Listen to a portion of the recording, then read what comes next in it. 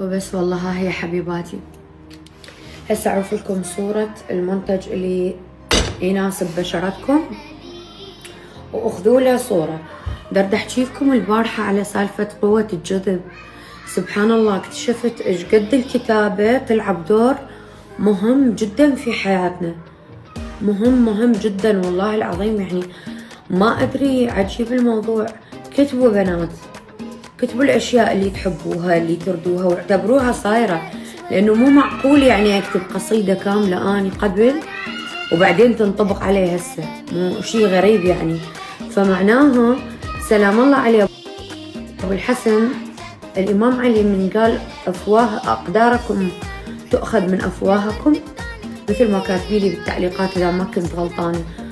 فمو اعتباطا، مرات فعلا اقدارنا تنوخذ من افواهنا.